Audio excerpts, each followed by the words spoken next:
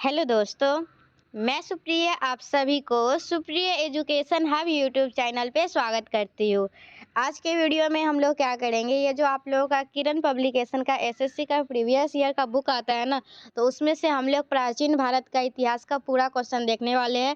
आप लोगों को मैं बता दूँ, इसमें 6 टाइप का क्वेश्चन बनाया गया है, इसमें टाइप वाइज क्वेश्चन दिया गया है। हम लोग पूरे टाइप को इसी वीडियो में ख़त्म करेंगे। मतलब आज का वीडियो देख लिए, आप लोगों का प्राचीन भारत का इतिहास कंप्लीट हो गया। फिर हम लोग नेक्स्ट वीडियो में मध्यकालीन भारत का इतिहास देखेंगे। इस तरीके से करते करते हम लोग ये किरण का इतना मोटा बुक जो है उसको कंप्लीट करेंगे। ठीक है, चलिए सबसे पहला नंबर क्वेश्चन क्या है, पुरालेख विद्या का अभिप्राय है। तो मैं आप लोगों को बताई हुई, पुरालेख विद्या का अभिप्राय किसका होता है? शिलालेखों का अध्ययन होता है। सिंधु घाटी सभ्यता की मुख्य विशेषता क्या थी? तो सिंधु घाटी सभ्यता की मुख्य विशेषता थी व्यवस्थित शहरी जीवन। ठीक है, नेक्स्ट क्वेश्चन क्या है आप लोगों का,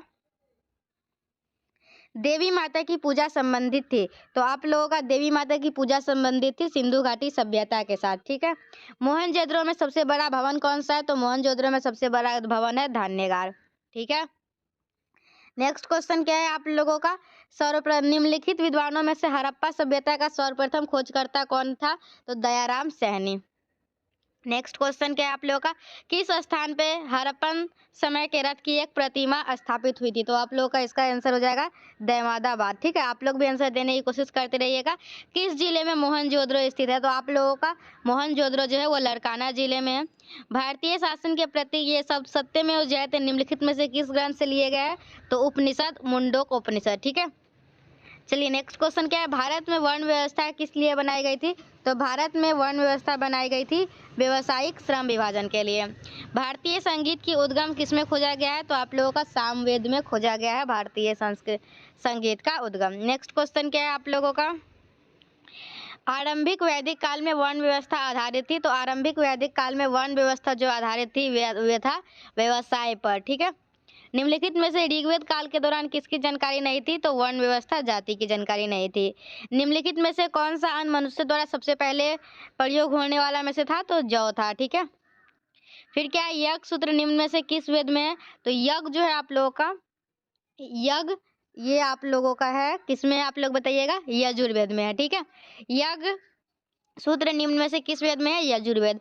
जुरासिक काल का माना गया पूरी तरह तैयार वृक्षीय फसिल कहाँ पाया जाता है? छत्तीसगढ़ में।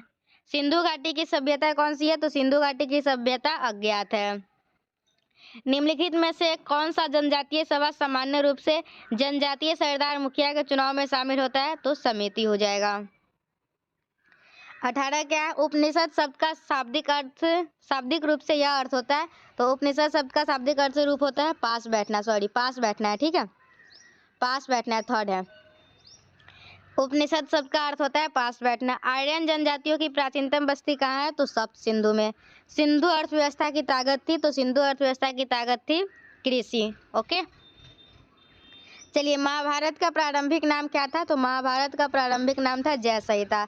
सिंधु घाटी सभ्यता में कालीबंगा निम्नलिखित में से किसके लिए प्रसिद्ध है? तो कालीबंगा आप लोगों का मिट्टी के पात्र के लिए प्रसिद्ध है। फिर नेक्स्ट क्वेश्चन क्या है, जिस मनीषी पंडित ने दक्षिण भारत का आर्यीकरण किया था वे थे? तो वे थे अगस्त्य। फिर क्या है नेक्स्ट, प्राचीनतम भारतीय सभ्यता का नाम बताइए? तो प्राचीनतम भारतीय सभ्यता है सिंधु घाटी सभ्यता। सिंधु घाटी का कौन सा एक स्थल पाकिस्तान में है? तो सिंधु घाटी का कौन सा एक स्थल पाकिस्तान में है? तो वो हड़प्पा है। ठीक है, विषम शब्द ज्ञात कीजिए। तो आप लोग को इसमें से कौन जो है जो अलग है चारों से, मतलब 3 से अलग है? तो ये विष्णु पुराण है, क्योंकि बाकी सब जो है वो वेद के प्रकार है और विष्णु पुराण अलग है। सिंधु घाटी सभ्यता के लोग किसकी पूजा करते थे? तो सिंधु घाटी सभ्यता के लोग पशुपति की पूजा करते थे। उपनिषद क्या है? तो उपनिषद है हिंदू दर्शन का स्रोत। निम्नलिखित में से मेल करना है, मैच द फॉलोइंग है। ठीक है, इसमें कोई भी करेक्ट आंसर नहीं दिया गया हुआ है 29 में, इसको छोड़ देते हैं। 30 नंबर क्वेश्चन क्या है, निम्नलिखित में से किस वेद में जादू चमत्कार तथा मंत्र दिए गए? तो जादू चमत्कार के बारे में आप लोगों को बताया गया था अथर्ववेद में। याद रखिएगा, बहुत इंपॉर्टेंट क्वेश्चन है, जादू चमत्कार के बारे में अथर्ववेद में जानकारी मिलती है। कौन सा वेद धार्मिक अनुष्ठानों से संबंध रखता है? कौन सा वेद धार्मिक अनुष्ठानों से संबंध रखता है?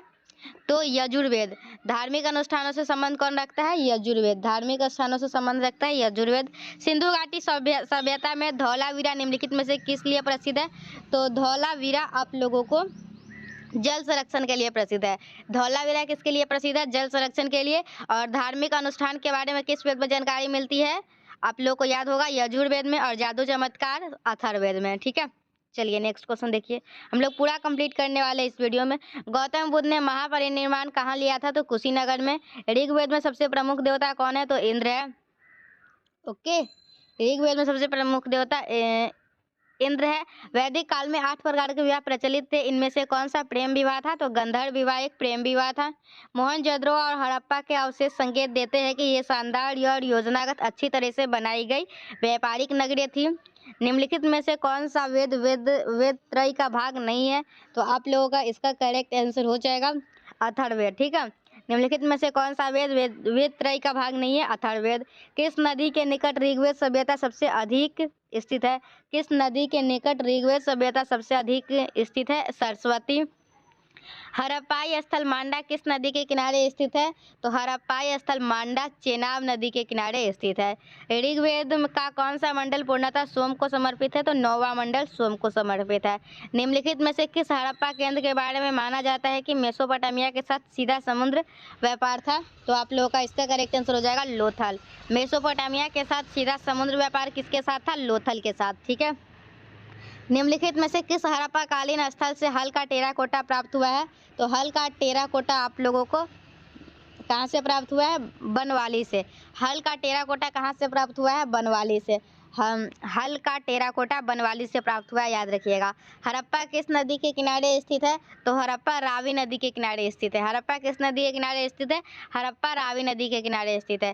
कांसे की नर्तकी की मूर्ति निम्नलिखित में से किस सभ्यता में पाई गई है? तो आप लोगों का इसका करेक्ट आंसर हो जाएगा सिंधु घाटी की सभ्यता में पाई गई है। कांसे की नर्तकी की मूर्ति निम्नलिखित में से किस सभ्यता में पाई गई है? सिंधु घाटी सभ्यता में पाई गई है। सतुघई सिंधु घाटी सभ्यता किस देश में है? तो सतुघई आप लोगों का अफगानिस्तान में है। मोहनजोदड़ो का स्थानीय नाम क्या था? तो मोहनजोदड़ो का स्थानीय नाम मृतकों का टीला था। निम्नलिखित में से कौन सी धातु हड़प्पन सभ्यता में नहीं पाई गई थी? तो लोहा हो जाएगा। निम्नलिखित में से कौन सा वेद प्राचीनतम वेद है? तो आप लोगों का ऋग्वेद हो जाएगा। भीमबेटका किसके लिए प्रसिद्ध है? तो भीमबेटका गुफा शैलचित्र के लिए प्रसिद्ध है। ठीक है, चलिए निम्न में से किस हड़प्पाकालीन स्थल में से एक युग्म सावधान मिला था? निम्न में से किस हड़प्पाकालीन सभ्यता में से एक युग्म मिला था? तो लोथल हो जाएगा। ठीक है, युग्म सावधान मिला था तो लोथल में से। निम्न में से किस हड़प्पाकालीन स्थल से एक युग्म सावधान मिला था? लोथल। सिंधु घाटी 4 बड़ी प्राचीन शहरी सभ्यताओं का गृह था, निम्नलिखित में से कौन सा उनमें से नहीं है? तो इसका हो जाएगा रूस। ठीक है, जोरबे कल्चर एक चालकोलिथिक पुरातात्विक स्थल था जो वर्तमान समय में निम्नलिखित में भारत के किस राज्य में स्थित है? तो महाराष्ट्र में है। चालकोलिथिक पुरातात्विक स्थल था जो वर्तमान समय में महाराष्ट्र में है। निम्नलिखित में से सिंधु घाटी सभ्यता का एक बंदरगाह शहर कौन सा था? तो आप लोगों का इसका हो जाएगा लोथल। बंदरगाह शहर कौन सा था? लोथल। बंदरगाह शहर लोथल। 54 नंबर क्या है? बुर्ज होम नौपाषाण युगीन स्थल डैश में स्थित है। तो कहाँ है ये? जम्मू और कश्मीर में है। बुर्ज होम नौपाषाण युगीन स्थल जम्मू और कश्मीर में स्थित है। निम्नलिखित में से किस हड़प्पाकालीन स्थल से जुताई वाले क्षेत्र के साक्ष्य मिले हैं? तो जुताई वाले क्षेत्र के साक्ष्य मिला है कालीबंगा से। जुताई वाले क्षेत्र के साक्ष्य कहाँ से मिले हैं? कालीबंगा से। जुताई वाले क्षेत्र के साक्ष्य कहाँ से मिले हैं? कालीबंगा से। दाउजली हैंडिंग नौपाषाण स्थल डैश में स्थित है। तो आप लोगों का ये कहाँ पे स्थित है? असम में है। ठीक है, दाउजाली हैंडिंग नौपाषाण स्थल कहाँ स्थित है? असम में है। दाउजाली हैंडिंग नौपाषाण स्थल असम में स्थित है। फिर नेक्स्ट क्वेश्चन क्या है? डैश महाकल्प को स्तनधारियों का महाकल्प के रूप में भी जाना जाता है। तो इसका हो जाएगा नूतन जीवी सीनोजोइक। निम्नलिखित में से किस पुरातात्विक स्थल पर गर्त आवासों के गर्त आवासों के प्रमाण है? तो इसका क्या हो जाएगा? बुर्ज होम। पाकिस्तान के किस प्रांत में प्राचीन सभ्यता का स्थल मोहनजोदड़ो स्थित है? तो ये आप लोगों का सिंध प्रांत में है। ठीक है, भारत में वैदिक सभ्यता डैश नदी के किनारे विकसित हुई? तो भारत में वैदिक सभ्यता सरस्वती नदी के किनारे विकसित हुई थी। भारत में वैदिक सभ्यता सरस्वती नदी के किनारे विकसित हुई थी। वेदांगों के संदर्भ में निम्नलिखित शब्दों में कौन सा शब्द अनुष्ठान को दर्शाता है? तो अनुष्ठान को कौन सा शब्द दर्शाता है? कल्प। अनुष्ठान को कौन सा शब्द दर्शाता है? कल्प। वेदांगों के संदर्भ में निम्नलिखित शब्दों में कौन सा शब्द अनुष्ठान को दर्शाता है? कल्प। निम्नलिखित में से किस नदी को वैदिक काल में परुष्णी के नाम से जाना जाता है? तो आप लोगों का इसका क्या हो जाएगा? निम्नलिखित में से किस नदी को वैदिक काल में परुष्णी के नाम से जाना जाता था? तो आप लोगों का इसका हो जाएगा रावी। निम्नलिखित में से किस नदी को वैदिक काल में परुष्णी के नाम से जाना जाता था? रावी। हड़प्पा सभ्यता की खोज सर्वप्रथम किस वर्ष में हुई थी? हड़प्पा सभ्यता की खोज सर्वप्रथम 1921 में हुई थी। हड़प्पा सभ्यता की खोज सर्वप्रथम कब हुई थी? तो हड़प्पा सभ्यता की खोज सर्वप्रथम 1921 ईस्वी में हुई थी। निम्न में से कौन सा राजस्थान राज्य में स्थित एक परिपक्व चरण हड़प्पा स्थल है? निम्न में से कौन सा राजस्थान राज्य में स्थित एक परिपक्व चरण हड़प्पा स्थल है? तो आप लोगों का इसका क्या हो जाएगा? कालीबंगा। राजस्थान में कालीबंगा है, ठीक है। ऋग्वेद को डैश पुस्तकों या मंडलों में विभाजित किया गया है? तो ऋग्वेद को आप लोग को 10 पुस्तकों और मंडलों में विभाजित किया गया है। उसके बाद क्या है? निम्नलिखित में से कौन सी विविधता बौद्ध धर्म को जैन धर्म से अलग करती है? तो इसका हो जाएगा आचरण और आत्मनिर्माण का चरम स्वरूप। ओके। सुरकोटडा पुरातात्विक स्थल किस राज्य में है? सुरकोटडा आप लोगों का गुजरात में है। सुरकोटडा पुरातात्विक स्थल किस राज्य में स्थित है? तो गुजरात में। एक व्यक्ति का वैदिक दृष्टिकोण और समाज से उसका संबंध जीवन के 4 उद्देश्यों से निर्धारित होता है। निम्नलिखित में से कौन सा इन उद्देश्यों में से एक नहीं है? तो आप लोग का हो जाएगा सिद्धि। कौन सा हो जाएगा? सिद्धि। वैदिक ऋचाओं के मुख्य संग्रह को कहा जाता है? तो वैदिक ऋचाओं के मुख्य संग्रह को संहिता कहा जाता है। वैदिक ऋचाओं के मुख्य संग्रह को संहिता कहा जाता है। ऋग्वेद में ऋषि विश्वामित्र और देवी के रूप में पूजी जाने वाली 2 नदियों के बीच संवाद के रूप में एक भजन है। ये कौन सी नदियां हैं? तो आप लोगों का इसका करेक्ट आंसर हो जाएगा व्यास और सतलज। व्यास और सतलज याद रखिएगा, बहुत ही इंपॉर्टेंट है। ऋग्वेद में ऋषि विश्वामित्र और देवी के रूप में पूजी जाने वाली 2 नदियों के बीच संवाद के रूप में एक भजन है। ये कौन सी नदी है? ब्यास और सतलज। सेल्ट एक नौपाषाणकालीन क्या है? एक उपकरण है, ठीक है। सेल्ट एक नौपाषाणकालीन एक उपकरण है। तो इस तरीके से हम लोगों का टाइप 1 समाप्त होता है। अब हम लोग टाइप 2 पे मूव करेंगे और हम लोग को टोटल टाइप 6 देखना है। चलिए, टाइप 2 में क्या है? जैनियों के पहले तीर्थंकर कौन थे? तो इसका हो जाएगा ऋषभ। जैनियों के पहले तीर्थंकर ऋषभ थे। त्रिपिटक डैश धार्मिक ग्रंथ है? तो त्रिपिटक बौद्धों का धार्मिक ग्रंथ है। त्रिपिटक बौद्धों का धार्मिक ग्रंथ है। निम्नलिखित में से जैन धर्म का कौन सा त्रिरत्न नहीं है? तो आप लोग का इसका हो जाएगा सही दृष्टि। निम्नलिखित जैन धर्म का कौन सा त्रिरत्न नहीं है? सही दृष्टि। अजंता की चित्रकारी निम्नलिखित में से किससे प्रेरित है? तो अजंता की चित्रकारी दयालु बुद्ध से प्रेरित है। अजंता की चित्रकारी निम्नलिखित में से किससे प्रेरित है? दयालु बुद्ध की। निम्नलिखित में से कौन संस्कृत का प्रथम व्याकरण विद था? तो पाणिनि था। गौतम बुद्ध कौन से गणराज्य के थे? तो गौतम बुद्ध शाक्य गणराज्य के थे, ठीक है। 7 नंबर क्या है आप लोगों का? बुद्ध का अर्थ है, तो बुद्ध का अर्थ है ज्ञान प्राप्त। बुद्ध को प्रबोध कहाँ प्राप्त हुआ था? तो बुद्ध को प्रबोध बोध गया में प्राप्त हुआ था। बुद्ध को प्रबोध कहाँ प्राप्त हुआ था? बुद्ध को प्रबोध बोध गया में प्राप्त हुआ था। निम्न में से कौन सा एक भारत में लिखित सबसे बाद वाला बौद्ध धर्म का ग्रंथ है? तो इसका हो जाएगा वाम साथक पाक्षिणी, ठीक है। जो लास्ट वाला है आप लोगों का वाम साथ पाक्षिणी। बौद्ध धर्म निम्न में से किन मतों पर विश्वास करता है? तो आप लोगों का इसका करेक्ट आंसर हो जाएगा बौद्ध धर्म मानता है दुनिया जो है वो दुखों से भरी है, और बौद्ध धर्म का मानना है कि जो लोगों का दुख होता है ना, उनके इच्छाओं के कारण भी होता है। यदि इच्छाओं पर काबू पा लिया जाए तो निर्वाण मिल जाएगा। तो आप लोगों का 10 का ABC मतलब आप लोगों का 10 का तीसरा करेक्ट आंसर है, ठीक है। 11 क्या है? एलेक्जेंडर और पोरस ने लड़ाई लड़ी थी। तो एलेक्जेंडर और पोरस ने कौन सी लड़ाई लड़ी थी? झेलम। इसका क्या हो जाएगा? झेलम हो जाएगा। 11 का आप लोगों का पहला करेक्ट है। 12 क्या है? सिकंदर की मृत्यु के बाद उसके साम्राज्य का पूर्वी भाग किसके अधीन चला गया? सिकंदर की मृत्यु के बाद उसके साम्राज्य का पूर्वी भाग सेलुकस निकेटर के अधीन चला गया। उन स्तंभधार भवनों को क्या कहते हैं जिनमें बौद्ध भिक्षु पूजा करते थे? तो आप लोगों को मैं बता दूं, इसको चैत्य बोलते हैं। क्या बोलते हैं? चैत्य। उन स्तंभधार भवनों को क्या कहते हैं जिसमें बौद्ध भिक्षु पूजा करते हैं? चैत्य। इच्छा सब कष्टों का कारण है, इसका प्रचार करने वाला धर्म कौन सा है? इच्छा जो है ना, इच्छा सभी कष्टों का कारण है, इसका प्रचार करने वाला बुद्ध धर्म है, ठीक है। एक ऊपर क्वेश्चन था ना जिसमें क्या था, जस्ट वेट। हाँ, बौद्ध धर्म निम्न में से किस बातों में विश्वास रखता है? तो इसी से आप लोग को ये भी क्वेश्चन है, दोनों का क्वेश्चन बस पूछने का तरीका अलग है। निम्न में ये आप लोग अब 13 नंबर क्वेश्चन क्या है? उन स्तंभधार भवनों को क्या कहते हैं जिनमें बौद्ध भिक्षु पूजा करते हैं? तो उसको बोलते हैं चैत्य। क्या बोलते हैं? चैत्य। इच्छा सब कष्टों का कारण है, इसका प्रचार करने वाला धर्म कौन सा है? तो इसका प्रचार करने वाला धर्म है बुद्ध धर्म।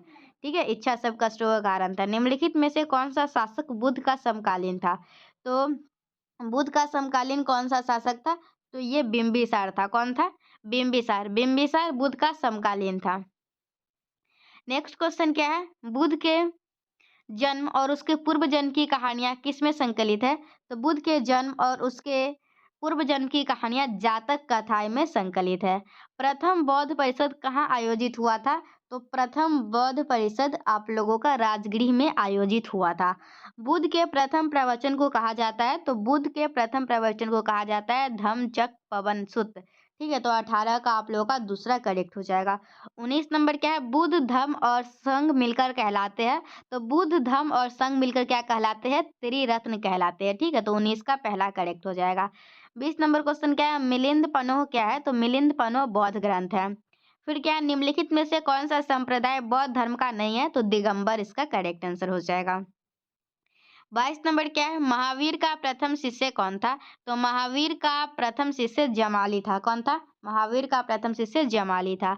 वर्धमान महावीर और किस नाम से विख्यात है? तो वर्धमान महावीर जेना नाम से विख्यात है। ठीक है, किस नाम से? जेना नाम से। तिब्बत में बौद्ध धर्म का प्रचार करने वाला बौद्ध भिक्षु कौन थे? तो तिब्बत में बौद्ध धर्म का प्रचार करने वाले बौद्ध भिक्षु पद्मसंभव थे। गौतम बुद्ध गौतम बुद्ध का जन्म स्थान किसके द्वारा अंकित किया गया जाता है?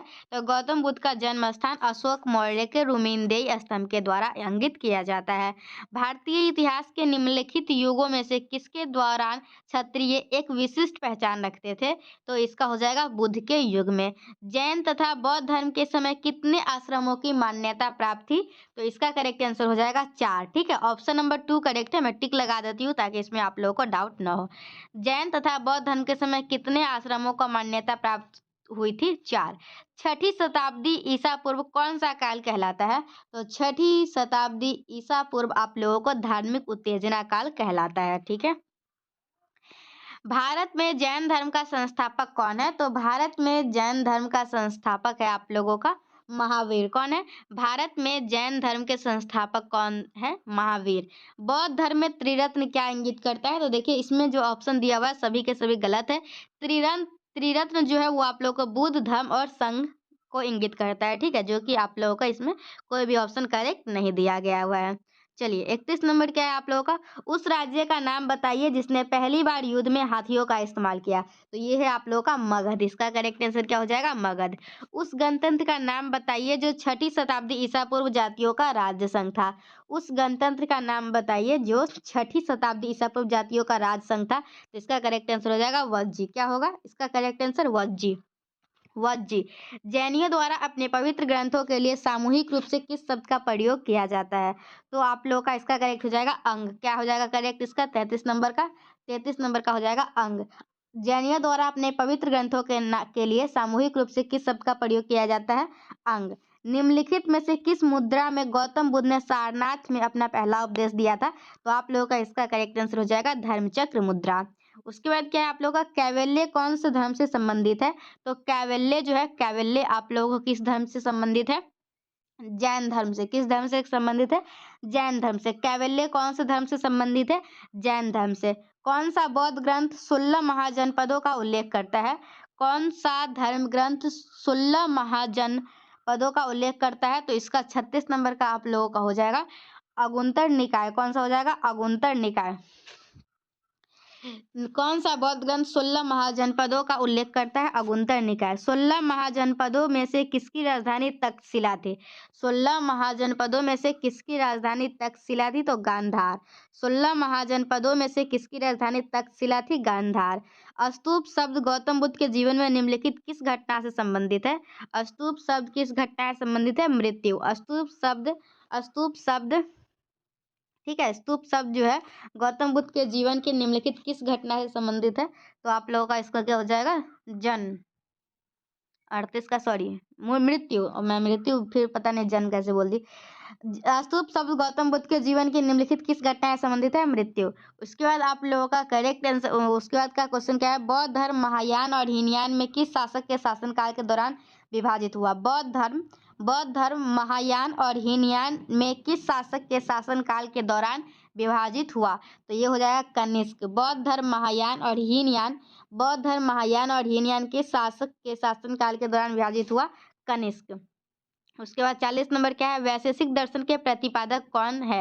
वैशेषिक दर्शन के प्रतिपादक कौन है? तो इसका हो जाएगा आप लोगों का कनाद। क्या हो जाएगा?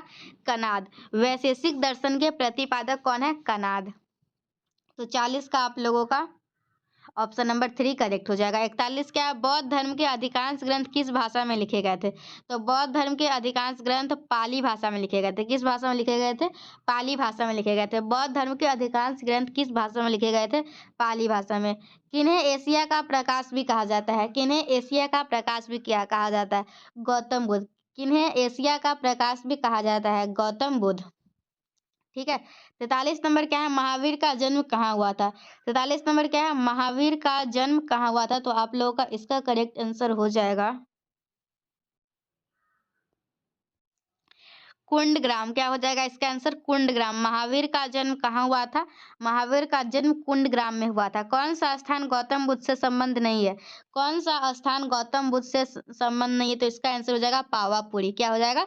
पावापुरी। जैन धर्म का सबसे महत्वपूर्ण आधारभूत सिद्धांत क्या माना जाता है? जैन धर्म का सबसे महत्वपूर्ण आधारभूत सिद्धांत माना जाता है अहिंसा। क्या माना जाता है? अहिंसा। 45 नंबर क्वेश्चन क्या है, जैन धर्म का सबसे महत्वपूर्ण आधारभूत सिद्धांत क्या माना जाता है? अहिंसा। महर्षि गौतम का संबंध किस भारतीय दर्शन से है? महर्षि गौतम का संबंध किस भारतीय दर्शन से है? तो आप लोगों का इसका करेक्ट आंसर हो जाएगा न्याय। क्या हो जाएगा? न्याय। महर्षि गौतम का संबंध किस भारतीय दर्शन से है? न्याय। 7वीं शताब्दी के प्रारंभ के साथ धानेश्वर और कन्नौज के सिंहासन पर कौन बैठा? सातवीं शताब्दी के प्रारंभ के साथ थानेश्वर और कन्नौज के सिंहासन पर कौन बैठा? तो आप लोग का हो जाएगा इसका हर्षवर्धन। क्या हो जाएगा? हर्षवर्धन। अभी मैं 50 तक करूंगी, फिर हम लोग 1 से 50 तक रिवीजन करेंगे, फिर हम लोग आगे करेंगे। ठीक है। 7वीं शताब्दी के प्रारंभ के साथ थानेश्वर और कन्नौज के सिंहासन पर कौन बैठा? तो इसका हो जाएगा हर्षवर्धन। क्या हो जाएगा आप लोगों का? हर्षवर्धन। 48 नंबर क्या है, भगवान महावीर की शिक्षाओं के संकलन को क्या कहा जाता है? भगवान महावीर के शिक्षाओं के संकलन को क्या कहा जाता है? आगम सूत्र। क्या कहा जाता है? आगम सूत्र। भगवान महावीर के शिक्षाओं के संकलन को क्या कहा जाता है? आगम सूत्र। फिर क्या 49 नंबर, किसके युद्ध 326 ईस्वी पूर्व में सिकंदर महान द्वारा राजा पोरस के विरुद्ध लड़ा गया था? तो आप लोगों का इसका करेक्ट आंसर हो जाएगा हाइडेस्पस। क्या हो जाएगा? हाइडेस्पस का युद्ध 326 ईसा पूर्व में सिकंदर महान द्वारा राजा पोरस के विरुद्ध लड़ा गया था। भगवान गौतम बुद्ध के जीवन काल के दौरान 7वीं और 6वीं शताब्दी ईसा पूर्व में कितनी महान शक्तियां अस्तित्व में थी? कितनी महाजनपद अस्तित्व में थी? तो आप लोगों का इसका 16, बहुत ही आसान है, 16 महाजनपद। उसके बाद क्या 51 क्या है, निम्नलिखित में से कौन सा शाही राज्यों में से एक नहीं है जो कि 7वीं या 6वीं शताब्दी के शुरू में ईसा पूर्व भारत में मौजूद थे? तो इसका हो जाएगा वैशाली। सांख्य दर्शन संप्रदाय की स्थापना डैश के द्वारा की गई? तो आप लोग का इसका हो जाएगा कपिल के द्वारा की गई। ठीक है। 53 नंबर क्या है, प्राचीन भारत में कितने शक्तिशाली महाजनपद मौजूद थे? तो आप लोग का इसका 16 हो जाएगा। बहुत ही मतलब कि इजी क्वेश्चन है ये। निम्नलिखित में से कौन सी साइट गौतम बुद्ध के जन्म से जुड़ी हुई है? तो गौतम बुद्ध के से जुड़ी हुई है लुम्बिनी। कौन सा करेक्ट हो जाएगा आप लोगों का? 54 का आप लोग का सेकेंड करेक्ट हो जाएगा। 55 उसके बाद क्या है, 55 धार्मिक ग्रंथ त्रिपिटक किस धर्म से संबंधित है? तो त्रिपिटक बौद्ध धर्म से संबंधित है। हर्यक वंश का शासक अजातशत्रु किसका पुत्र है? तो अजातशत्रु बिंबिसार का पुत्र है। किसका पुत्र है? अजातशत्रु किसका पुत्र है? बिंबिसार का पुत्र है। ठीक है।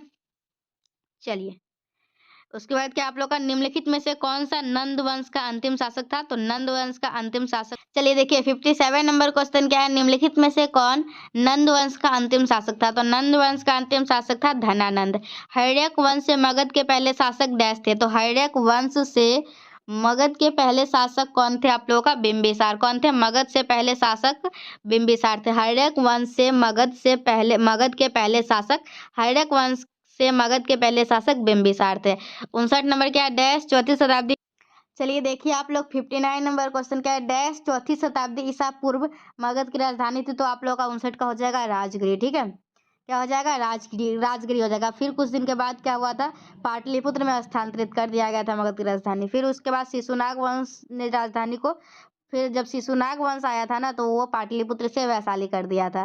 वैशाली महान मगध साम्राज्य की तीसरी राजधानी बनी थी। तो यहाँ पे 4वीं शताब्दी ईसा पूर्व मगध की राजधानी कौन थी? तो राजगिरी था। कौन था? राजगिरी सबसे पहले। उसके बाद क्या, 4वीं शताब्दी ईसा पूर्व में मगध की राजधानी को डैश स्थानांतरित कर दिया गया था? तो 4वीं शताब्दी में क्या स्थानांतरित किया गया था? पाटलिपुत्र किया था। तो आप लोगों का 60 का चौथा करेक्ट आंसर हो जाएगा। ठीक है। 61 नंबर क्या है आप लोगों का? जैन दर्शन के अनुसार जीन शब्द का अर्थ है। तो जैन दर्शन के अनुसार जीन शब्द का अर्थ है विजेता। जैन दर्शन के अनुसार जीन शब्द का क्या अर्थ है? जैन दर्शन के अनुसार जीन शब्द का अर्थ है विजेता। बौद्ध स्थल वैशाली और नालंदा निम्नलिखित में से किस राज्य में स्थित है? तो आप लोगों का बिहार राज्य में है। ठीक है। 63 क्या है? अष्ट महास्थान का तात्पर्य बुद्ध के जीवन से जुड़े 8 महत्वपूर्ण स्थानों में से निम्न में से कौन सा स्थान नहीं है? तो आप लोगों का इसका रायगढ़ नहीं है। ठीक है। 64 क्या है? निम्न में से किसने वैशेषिक दर्शन का मूल पाठ लिखा है? ठीक है। निम्न में से किसने वैशेषिक दर्शन का मूल पाठ लिखा है? तो कनाद हो जाएगा। 65 नंबर क्या है? निम्न में से किस स्थल पर भगवान बुद्ध ने 4 महान सत्य पर अपना प्रथम उपदेश दिया था? तो आप लोगों का इसका करेक्ट आंसर हो जाएगा सारनाथ। क्या हो जाएगा? सारनाथ। तो इस तरीके से हम लोग टाइप 1 कंप्लीट कर लिए, टाइप 2 भी कंप्लीट कर लिए। अब हम लोग क्या करेंगे? टाइप 3 को करेंगे। ठीक है। चलिए देखिए, अर्थशास्त्र की रचना किसने की थी? तो सभी को याद होता है अर्थशास्त्र की रचना किसने की थी? कौटिल्य ने की थी, क्योंकि बहुत ही इजी क्वेश्चन है ये। ठीक है। सॉरी, सीधा हो जाए। ओके, तो आप लोग का पहला का क्या हो जाएगा? दूसरा। दूसरा क्या है? सेल्यूकस निकेटर पराजित किया गया था। तो सेल्यूकस निकेटर चंद्रगुप्त मौर्य द्वारा पराजित किया गया था। सेल्यूकस निकेटर चंद्रगुप्त मौर्य द्वारा पराजित किया गया था। तक्षशिला विश्वविद्यालय किन दो नदियों के बीच है? तो तक्षशिला तक्षशिला विश्वविद्यालय सिंधु तथा झेलम नदी के बीच स्थित है। तक्षशिला विश्वविद्यालय किन दो नदियों के बीच स्थित है? सिंधु तथा झेलम नदियों के बीच स्थित है। यूनानियों को भारत से बाहर किसने निकाला था? तो यूनानियों को बाहर भारत से बाहर चंद्रगुप्त मौर्य ने निकाला था। को भारत से बाहर चंद्रगुप्त मौर्य ने निकाला था। कलिंग युद्ध किस वर्ष हुआ था? तो कलिंग युद्ध आप लोगों का हुआ था 261 बीसी में। कब हुआ था? 261 बीसी में। कलिंग युद्ध कब हुआ था? 261 बीसी में। प्राचीन भारत का प्रसिद्ध शासक कौन था जिसने अपने जीवन के अंतिम दिनों में जैन धर्म अपना लिया था? तो आप लोग को हो जाएगा चंद्रगुप्त। प्राचीन भारत का प्रसिद्ध शासक कौन था जिसने अपने जीवन के अंतिम दिनों में जैन धर्म अपना लिया था? तो ये हो जाएगा चंद्रगुप्त। शिलालेख में किस राजा को देवताओं का प्रिय कहा गया है? शिलालेख में किसको देवताओं का प्रिय कहा गया है? तो आप लोग का इसको हो जाएगा अशोक। अशोक को देवताओं का प्रिय कहा गया है। अशोक को देवताओं का प्रिय कहा गया है। मौर्य वंश के बाद निम्नलिखित में से किसने मगध पर शासन किया? तो मौर्य वंश के बाद शुंग वंश ने मगध पर शासन किया था। मौर्य वंश के बाद शुंग वंश ने मगध पर शासन किया था। चरक किसके दरबार में प्रसिद्ध चिकित्सक था? तो चरक जो है वह कनिष्क के दरबार में प्रसिद्ध चिकित्सक था। चरक किसके दरबार में प्रसिद्ध चिकित्सक था? तो कनिष्क के दरबार में। निम्नलिखित में से पहली बार किसने बिहार के बोधगया में महाबोधि मंदिर का निर्माण करवाया था? तो महाबोधि मंदिर का निर्माण कब करवाया गया था? किसने करवाया था? अशोक ने। निम्नलिखित में से पहली बार किसने बिहार के बोधगया में महाबोधि मंदिर का निर्माण करवाया था? तो अशोक ने। निम्नलिखित में से किसने सांची के स्तूप का निर्माण करवाया था? तो सांची के स्तूप का निर्माण किसने करवाया था? अशोक ने। सांची के स्तूप का निर्माण किसने करवाया था? अशोक ने। निम्नलिखित में से वो महानतम कुषाण नेता कौन था जो बौद्ध बन गया था? तो कनिष्क। कौन था? कनिष्क। निम्नलिखित में से वह महानतम कुषाण नेता कौन था जो बौद्ध बन गया था? तो आप लोगों का इसका जो 12 नंबर है ना, उसका आंसर क्या हो जाएगा? कनिष्क हो जाएगा। ठीक है। फिर 13 नंबर क्या है? चंद्रगुप्त मौर्य के दरबार में पश्चिम एशिया के यूनानी राजा सेल्यूकस निकेटर द्वारा भेजा गया राजदूत कौन था? तो मेगास्थनीज। कौन था? सेल्यूकस निकेटर द्वारा भेजा गया राजदूत था मेगास्थनीज। कनिष्क किस वर्ष में राज्य सिंहासन पर आरूढ़ हुए? तो कनिष्क किस वर्ष? तो 78 ईस्वी में। ठीक है। कनिष्क किस वर्ष राज्य सिंहासन पर आरूढ़ हुए थे? तो 78 ईस्वी में। फिर क्या है हम लोगों का नेक्स्ट क्वेश्चन? निम्नलिखित में से किसने और कब पहली बार अशोक के शिलालेख का अर्थ स्पष्ट किया था? तो इसका क्या हो जाएगा? 1837 जेम्स प्रिंस्प। आप लोगों का 15 का क्या हो जाएगा आंसर? जेम्स प्रिंस्प। उसके बाद क्या? संगम काल में रोमन व्यापार का केंद्र बताइए। तो संगम काल में रोमन व्यापार का केंद्र मुसीरी था। ठीक है। फिर क्या? कुषाण काल में भारतीय और ग्रीक शैली के मिश्रण से विकसित कला शैली को किस नाम से जाना जाता है? कुषाण काल में भारतीय और ग्रीक शैली के मिश्रण से विकसित कला शैली को किस नाम से जाना जाता है? इसका हो जाएगा आप लोग का गांधार हो जाएगा, गांधार कला। राजा खारवेल किसके चेदी वंश के महानतम शासक थे? राजा खारवेल किसके चेदी वंश के महानतम शासक थे? तो आप लोग का हो जाएगा कलिंग। क्या हो जाएगा? कलिंग इसका आंसर हो जाएगा। प्राचीन चोल साम्राज्य की राजधानी कहाँ पे थी? प्राचीन चोल साम्राज्य की राजधानी कहाँ पे थी? प्राचीन चोल साम्राज्य की राजधानी उदययूर। कहाँ थी? उदययूर। प्राचीन चोल साम्राज्य की राजधानी कहाँ पर थी? उदययूर। अशोक ने समूचे भारत और सिलोन में बौद्ध धर्म का प्रसार किस प्रकार किया था? तो आप लोगों का इसका आंसर क्या हो जाएगा? धर्म महापात्रों को भेजकर। क्या हो जाएगा? धर्म महापात्रों को भेजकर। किस शिला राजादेश में अशोक ने कलिंग युद्ध के हाथों का उल्लेख किया है और युद्ध त्याग की घोषणा की है? तो आप लोगों का इसका आंसर क्या हो जाएगा? शिला राजादेश 13। क्या हो जाएगा? शिला राजादेश 13। शिला राजादेश 13। बिंदुसार के शासन के दौरान अशांति कहाँ थी? तो तक्षशिला। बिंदुसार के शासन के दौरान अशांति कहाँ थी? तक्षशिला। अर्थशास्त्र के लेखक किसके समकालीन थे? तो अर्थशास्त्र के लेखक किसके समकालीन थे? आप लोगों का इसका करेक्ट आंसर जो 23 नंबर है इसका हो जाएगा चंद्रगुप्त मौर्य। ठीक है, अर्थशास्त्र के लेखक किसके समकालीन थे? चंद्रगुप्त मौर्य। 23 का दूसरा करेक्ट है। 24 क्या है? सातवाहन का सबसे बड़ा शासक कौन था? तो सातवाहन का सबसे बड़ा शासक गौतमीपुत्र सातकर्णी था। 25 क्या है? चंद्रगुप्त मौर्य ने अपने अंतिम दिन कहाँ व्यतीत किए? तो चंद्रगुप्त मौर्य ने अपने अंतिम दिन श्रवण बेलगोला में किए थे। चंद्रगुप्त मौर्य ने अपने अंतिम दिन कहाँ व्यतीत किए थे? तो श्रवण बेलगोला में किए थे। ठीक है, तो 25 तक हो गया। अभी हम लोग और कवर करेंगे और इस तरीके से टाइप 3 भी कंप्लीट हो जाएगा हम लोगों का। ये अब हम लोग 26 नंबर क्वेश्चन के निम्नलिखित में से कौन शासक कुषाण वंश के था? ठीक है, तो कुषाण वंश के कौन से शासक थे? कडफिसेस वन। कौन थे? कडफिसेस वन। और इनका जो दूसरा नाम था ना, मतलब इन्हें कडफिसेस वन के रूप के नाम से जाना जाता है, लेकिन इनका नाम क्या था? कुजुल कडफिसेस। क्या नाम था?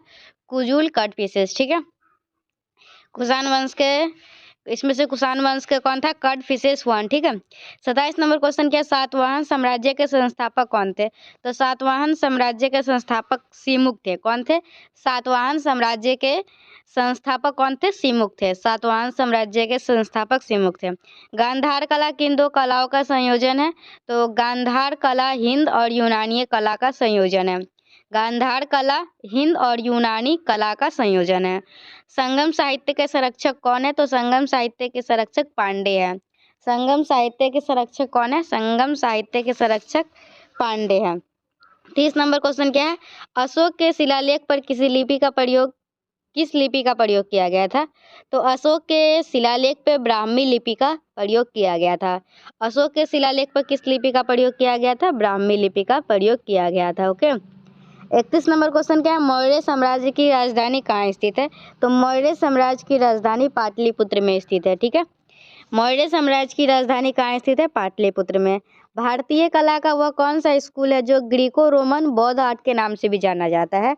तो आप लोगों का इसका करेक्ट आंसर हो जाएगा गांधार। ठीक है, भारतीय कला का वह कौन सा स्कूल है जो ग्रीको रोमन बौद्ध आर्ट के नाम से भी जाना जाता है? तो इसका होगा गांधार। तो 32 का हो जाएगा आप लोगों का तीसरा। 33 नंबर क्वेश्चन क्या है? धर्म की शिक्षा देने के लिए अशोक ने किन पदाधिकारियों को नियुक्ति की थी? धर्म की शिक्षा देने के लिए अधिकारियों ने धर्म की शिक्षा देने के लिए अशोक ने धम्म महापात्र पदाधिकारियों की नियुक्ति की थी। धम्म महापात्र। ओके, 34 क्या है? संगम युग का तोलिकापियम डैश साहित्य का सबसे बड़ा कार्य है। संगम युग का तोलिकापियम डैश साहित्य का सबसे बड़ा कार्य है। तो हो जाएगा तमिल। ठीक है, संगम युग का तोलिकापियम तमिल साहित्य का सबसे बड़ा कार्य है। भारत सरकार के प्रतीक में निम्नलिखित में से कौन मौर्य वंश से अपनाया नहीं गया था? भारत सरकार के प्रतीक में निम्नलिखित में से कौन मौर्य वंश से अपनाया नहीं गया था? तो ये हो जाएगा सत्यमेव जयते। ठीक है, क्या हो जाएगा? सत्यमेव जयते, ये अपनाया नहीं गया था। ओके, नंद राजवंश का संस्थापक कौन था? तो नंद राजवंश का संस्थापक था महापद नंद। ठीक है, महापद नंद। निम्नलिखित शासकों में किसके लिए एका ब्राह्मण प्रयुक्त हुआ है? तो आप लोगों का इसका क्या हो जाएगा? गौतमीपुत्र सातकर्णी। निम्नलिखित शासकों में से किसके लिए एका ब्राह्मण प्रयुक्त हुआ है? गौतमीपुत्र सातकर्णी। ग्रीक लेखकों द्वारा अग्रिमज या जैंड्रमिज किसे कहा गया है? तो ये धनानंद को कहा गया है। ठीक है, अग्रमिज जैंड्रमिज धनानंद को कहा गया है। धनानंद जो कि नंद वंश के अंतिम शासक थे। ओके, निम्नलिखित में से किसकी जानकारी अशोक के शिलालेख से मिलती है? तो आप लोगों का जीवन वृत्त की भी जानकारी मिलती है, आंतरिक नीति की भी जानती है और विदेशी नीति को भी। तो इसमें सभी विकल्प सही है। 39 का आप लोगों का 4 नंबर हो जाएगा। चलिए देखिए 40 नंबर क्या है, निम्नलिखित में से किसने सांची का स्तूप का निर्माण करवाया था? तो आप लोगों का इसका करेक्ट आंसर हो जाएगा अशोक। क्या हो जाएगा? अशोक। सांची के स्तूप का निर्माण किसने करवाया था? अशोक। कुषाण साम्राज्य के संस्थापक कौन थे? तो कुषाण साम्राज्य के संस्थापक थे कुजुल कड़फिसस। कुषाण साम्राज्य के संस्थापक कौन थे? कुजुल कड़फिसस। कुषाण साम्राज्य के संस्थापक कौन थे? कुजुल कड़फिसस। सारनाथ स्तंभ के ऊपर रखे हुए शेर जिन्हें हम अपने नोटों पर देखते हैं वास्तविकता में किस पदार्थ का नक्काशित है? सारनाथ स्तंभ के ऊपर रखे हुए शेर जिन्हें हम अपने नोटों पर देखते हैं वास्तविकता में किस पदार्थ पर नक्काशित है? तो आप लोगों का हो जाएगा पत्थर पे है। किस पे है? पत्थर पे है। सारनाथ स्तंभ का चक्र निम्न में से किसे इंगित करता है? तो आप लोगों का प्रगति को। सारनाथ स्तंभ का चक्र प्रगति को इंगित करता है। निम्नलिखित में से कौन सा तत्व धम्म में वर्णित नहीं है? तो आप लोगों का हो जाएगा संघ के प्रति आस्था धम्म में वर्णित नहीं है। संघ के प्रति आस्था तत्व धम्म में वर्णित नहीं है। धमेक स्तूप निम्नलिखित में से किस स्थान पे है? धमेक स्तूप निम्नलिखित में से किस स्थान पे है? तो आप लोगों का हो जाएगा सारनाथ में है। कहाँ है? धमेक स्तूप जो है ना उत्तर प्रदेश के वाराणसी के पास एक सारनाथ है, वहीं पे स्थित है। ठीक है। चलिए 46 नंबर क्वेश्चन क्या है, चोल साम्राज्य के संस्थापक का नाम बताइए जिसने तंजौर पर कब्जा किया और जिसके बाद आदित्यवन राजा बना। तो आप लोगों का इसका करेक्ट आंसर हो जाएगा विजयालय। कौन हो जाएगा? विजयालय। चोल साम्राज्य के संस्थापक का नाम बताइए जिसने तंजौर पर कब्जा किया और जिसके पास आदित्य एक राजा बन गया। ठीक है, तो ये इसका हो जाएगा विजयालय। चलिए नेक्स्ट क्वेश्चन क्या है, 47 नंबर, सारनाथ में स्थित स्तूप का निर्माण महान मौर्य सम्राट अशोक ने किया था। यह भारत में स्थित प्रमुख बौद्ध संरचनाओं में से एक है। तो आप लोगों का इसका करेक्ट आंसर हो जाएगा धमेक। क्या हो जाएगा? सारनाथ में स्थित जो धमेक स्तूप है उसका निर्माण महान सम्राट अशोक ने किया था। भारत में चट्टानों को काटकर बनाई गई सबसे पुरानी बची हुई बराबर गुफाएं निम्नलिखित में से किस काल की है? तो आप लोगों का इसका करेक्ट आंसर हो जाएगा मौर्य साम्राज्य। भारत में चट्टानों को काटकर बनाई गई सबसे पुरानी बची हुई बराबर गुफाएं निम्नलिखित में से मौर्य साम्राज्य काल में है। सिकंदर ने भारत पर डैश में हमला किया था। तो सिकंदर ने भारत पर 326 ईसा पूर्व में हमला किया था। सिकंदर ने भारत पर 326 ईसा पूर्व में हमला किया था। 25 तमिल महाकाव्य शिलपदिकारम का लेखन किसने किया था? तमिल महाकाव्य शिलपदिकारम का लेखन किसने किया था? तो आप लोगों का इसका हो जाएगा इल्गो आदिगल। क्या हो जाएगा? इल्गो आदिगल। तमिल महाकाव्य शिलपदिकारम का लेखन किसने किया था? इल्गो आदिगल।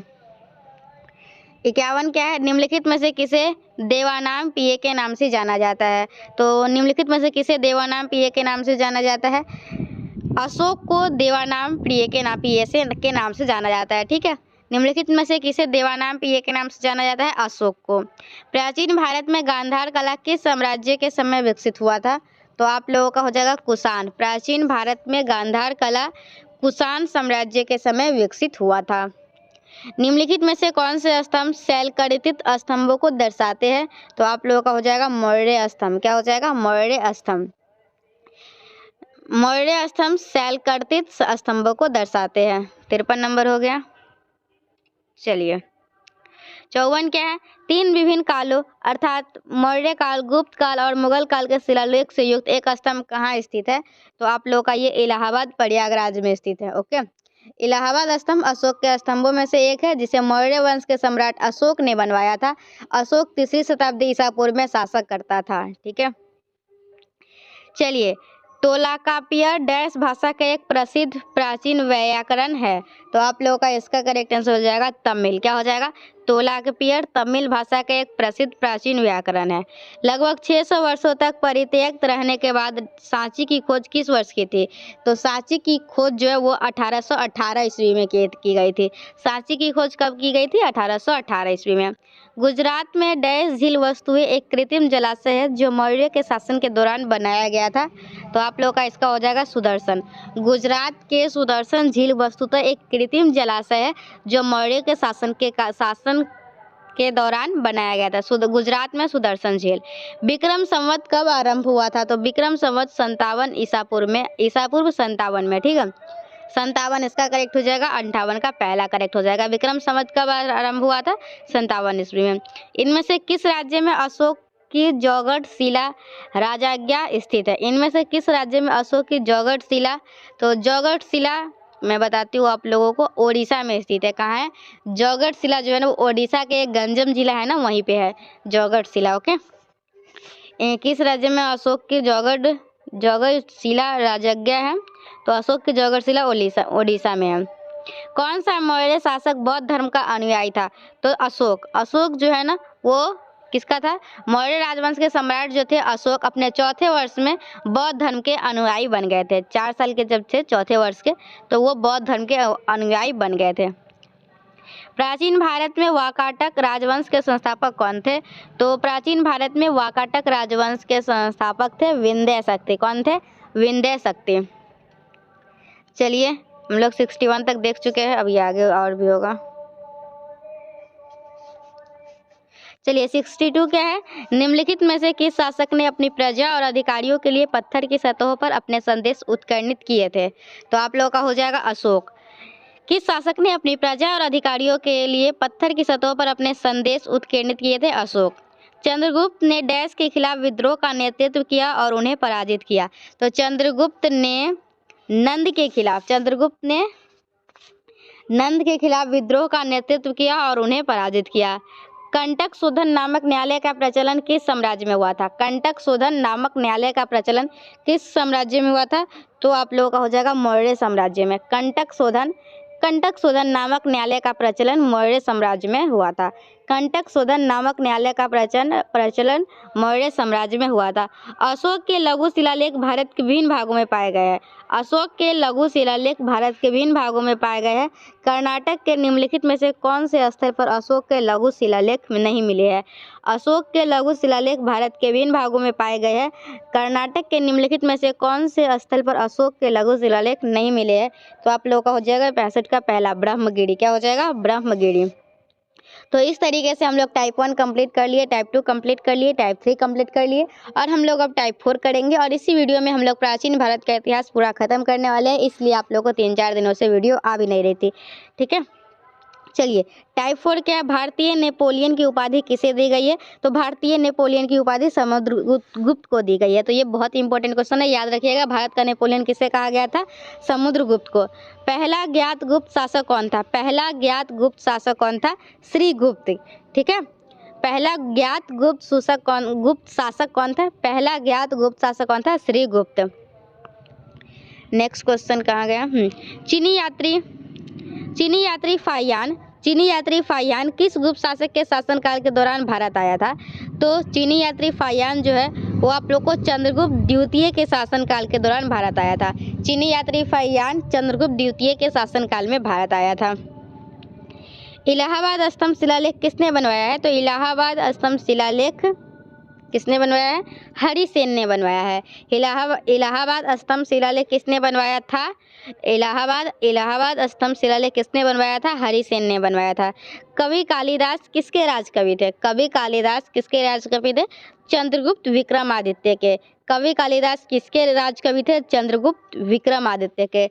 कवि कालिदास किसके कवि थे? चंद्रगुप्त विक्रमादित्य के। राजा हर्ष ने अपनी राजधानी डैश से डैश स्थानांतरित की थी? तो राजा हर्ष ने अपनी राजधानी थानेसर से कन्नौज स्थानांतरित की थी। ठीक है, 6 नंबर देख लिए। 7 नंबर देखिए, आर्यभट्ट और कालिदास किस गुप्त शासक के दरबार में थे? आर्यभट्ट और कालिदास किस गुप्त के दरबार में थे? तो चंद्रगुप्त द्वितीय। ठीक है, चंद्रगुप्त द्वितीय के शासनकाल में ही चीनी यात्री फाहियान भी आया था। निम्नलिखित में से किसने सिक्के संगीत के प्रति उनका प्रेम दर्शाते हैं? निम्नलिखित में से किनके सिक्के संगीत के प्रति उनका प्रेम दर्शाते हैं? तो गुप्तों के। ठीक है, गुप्तों के हो जाएगा इसका करेक्ट आंसर।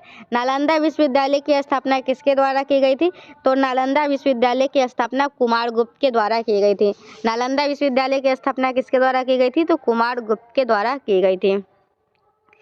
चलिए नेक्स्ट क्वेश्चन देखते हैं हम लोग। 10 नंबर क्वेश्चन क्या है, बाणभट्ट निम्नलिखित में से किस सम्राट के राजदरबारी कवि थे।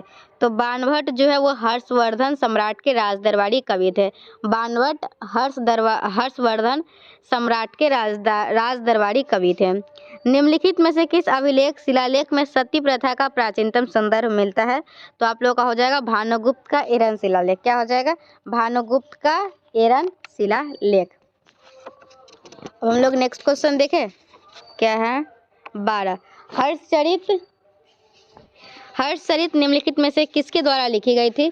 तो हर्षचरित जो है वो आप लोगों को बाणभट्ट के द्वारा लिखा गया था। किसके द्वारा, हर्षचरित और कादम्बरी दोनों के लेखक कौन है, बाणभट्ट है। तो याद रखिएगा, हर्षचरित निम्नलिखित में से किसके द्वारा लिखी गई थी, तो बाणभट्ट। हर्षचरित किसके द्वारा लिखी गई थी, बाणभट्ट। अजंता और एलोरा की गुफाएं भारत के किस राज्य में स्थित है। तो अजंता और एलोरा की गुफाएं भारत की महाराष्ट्र में स्थित है। कहाँ है, अजंता की गुफाएं महाराष्ट्र में है। अजंता और एलोरा की गुफाएं आप लोगों का महाराष्ट्र में स्थित है।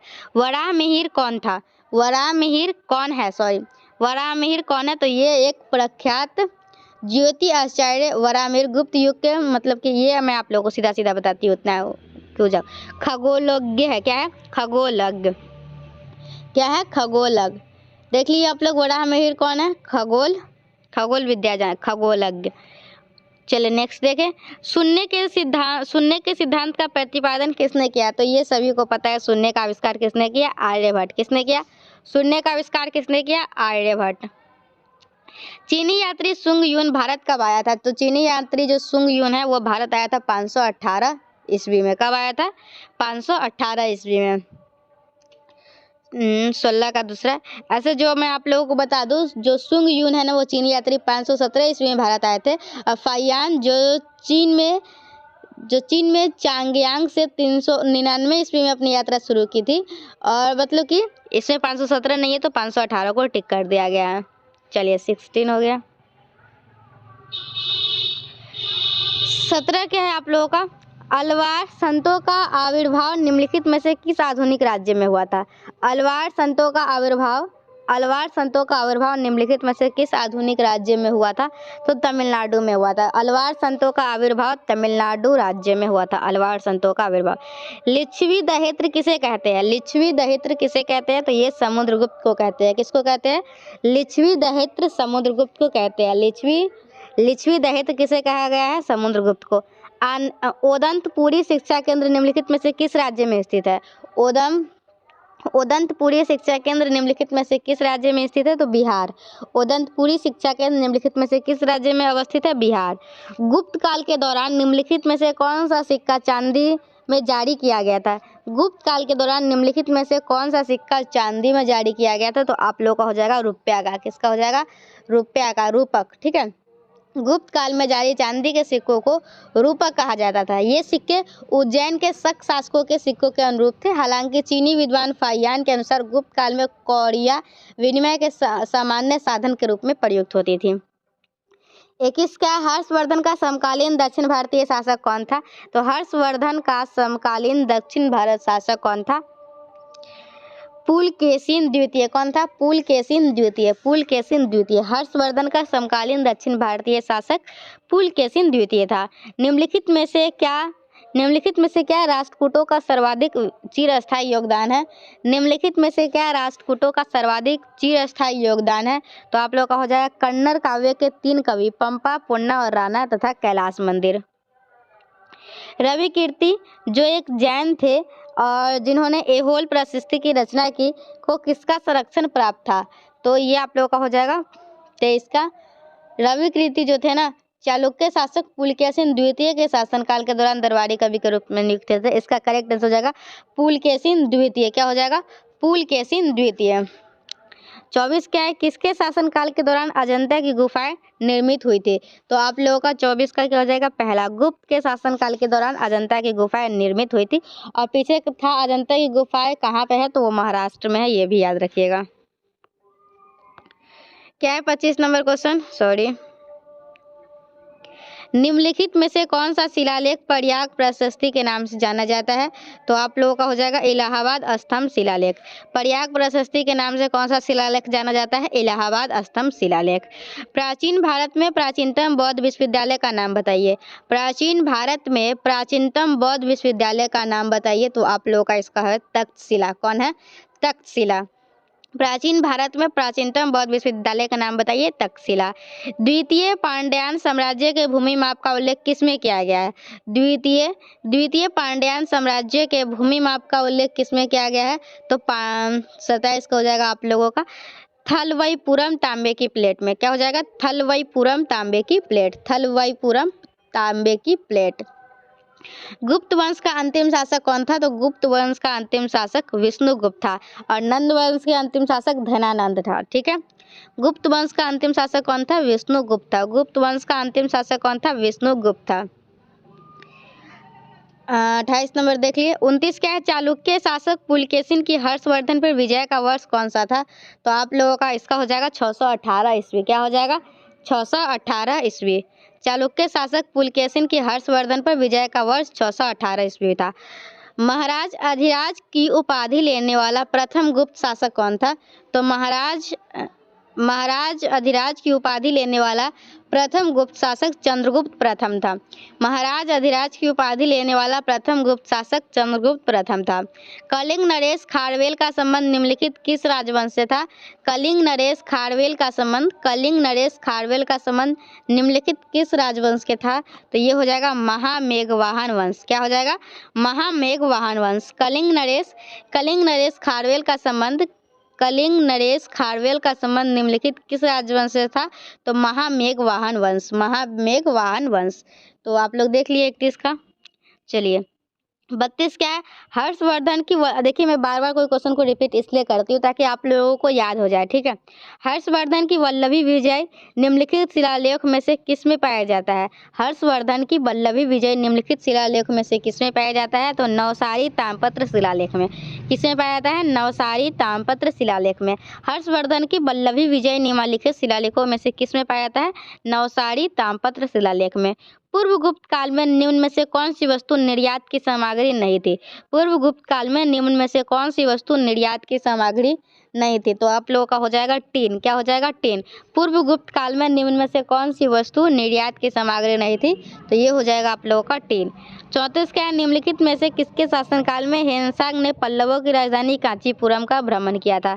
निम्नलिखित में से किसके शासनकाल में हेनसांग ने पल्लवों की राजधानी कांचीपुरम का भ्रमण किया था? तो आप लोगों का हो जाएगा 34 नंबर का नरसिंहवर्मन प्रथम। क्या हो जाएगा? नरसिंहवर्मन प्रथम। तो 34 का आप लोगों का तीसरा नंबर करेक्ट हो जाएगा, नरसिंहवर्मन प्रथम। निम्नलिखित में से किसके शासनकाल में हेनसांग ने पल्लवों की राजधानी कांचीपुरम का भ्रमण किया था? नरसिंहवर्मन प्रथम। निम्नलिखित में से उस राज्य का नाम बताइए जो चंद्रगुप्त प्रथम को लिच्छवी से दहेज में मिला था। ये कितना अच्छा क्वेश्चन है। निम्नलिखित में से उस राज्य का नाम बताइए जो चंद्रगुप्त प्रथम को लिच्छवियों से दहेज में मिला था। तो दहेज में मिला था पाटलिपुत्र। क्या मिला था? पाटलिपुत्र। तो 35 का आप लोगों का दूसरा नंबर करेक्ट हो जाएगा। गुप्त काल के दौरान सोने के सिक्के को निम्न नाम से पुकारा जाता था। तो गुप्त काल के दौरान सोने के सिक्के को दिनार के नाम से पुकारा जाता था। ठीक है, दिनार के नाम से जाना जाता है। गुप्त काल में सोने के सिक्के को दिनार के रूप में जाना जाता था। ठीक है, चलिए निम्नलिखित में से किसने 1618 सीई में हर्षवर्धन को हराया था? तो पुलकेशिन द्वितीय। 1618 सीई में हर्षवर्धन को हराया था। किसने हराया था? अभी मैं बताई ना, पुलकेशिन द्वितीय। तो 37 का दूसरा हो जाएगा पुलकेशिन द्वितीय। 38 क्या है? गुप्त वंश के अंतिम स्वीकृत सम्राट कौन थे? विष्णुगुप्त। कौन थे? विष्णुगुप्त।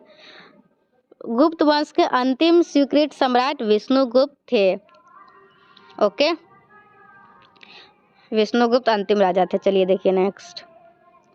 गुप्त शासकों ने डैश नामक एक कर लगाया जो हल कर था। गुप्त शासकों ने कौन सा नामक एक कर लगाया जो हलकर था और इसमें प्रत्येक उस खेतिहार से लिया जाता था जो एक हल लगता था। जिसके पास हल रहता था वो सबको कर देना पड़ता था, तो उस कर का क्या नाम था? तो उसका क्या था आप लोगों का? हलवा कर। ठीक है, नाम से ये हल पे लगाया जाता था, तो ये हलवा कर हो गया था। ठीक है, 40 नंबर क्वेश्चन क्या है?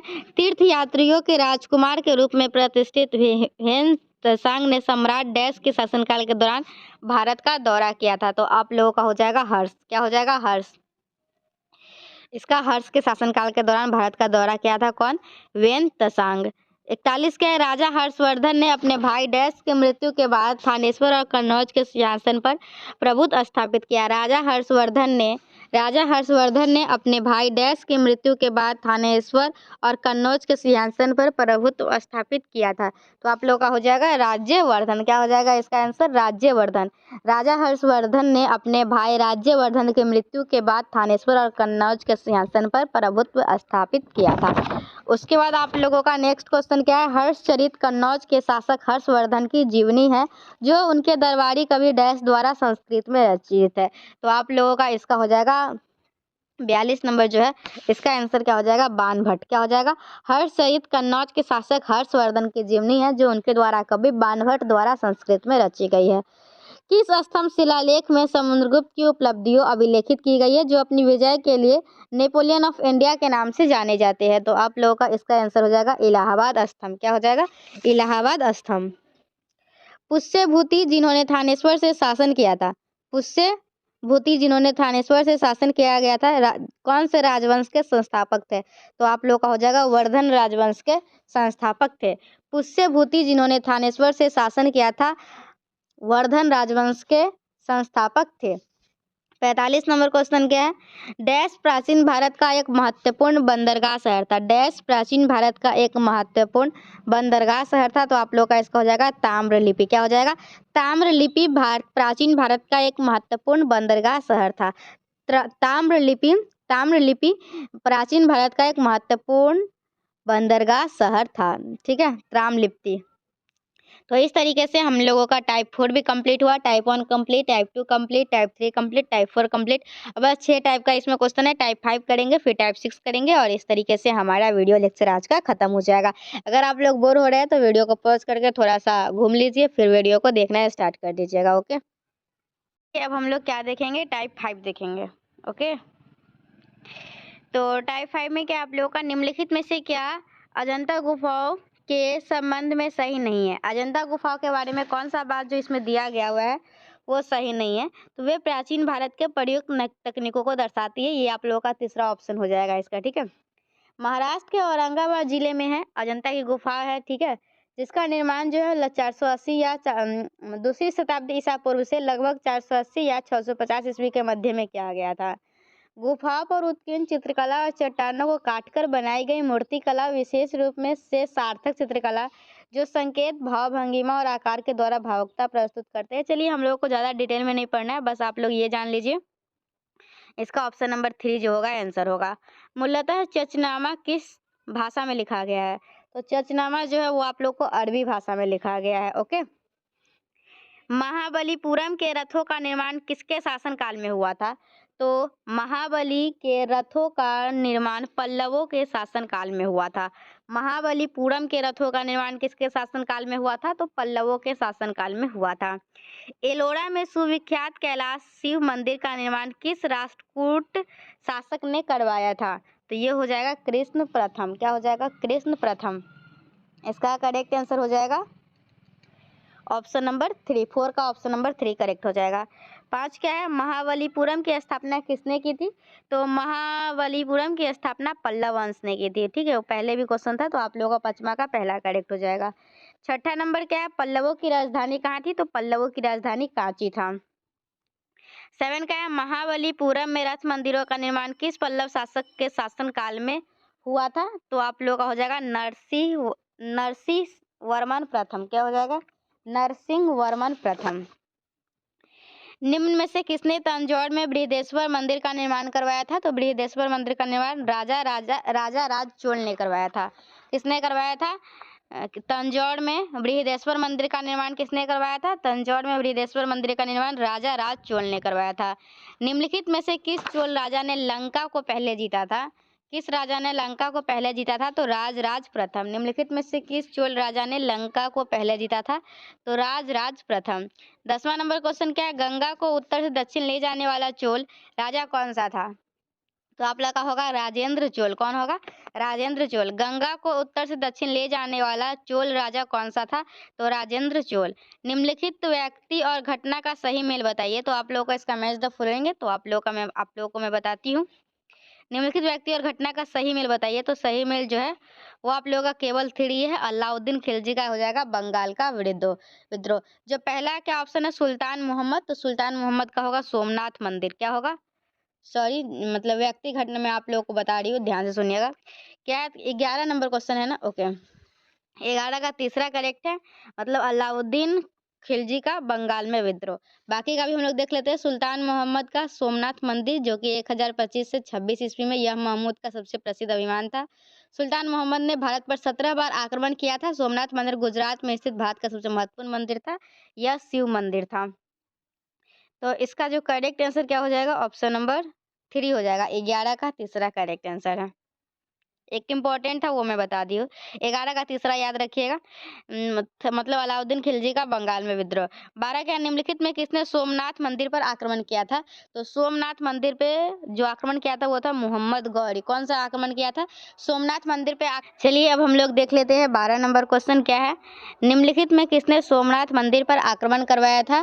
तो 12 का हो जाएगा पहला, मोहम्मद गजनी ने सोमनाथ मंदिर पे आक्रमण करवाया था। किसने करवाया था? सोमनाथ मंदिर पर मोहम्मद गजनी ने आक्रमण करवाया था।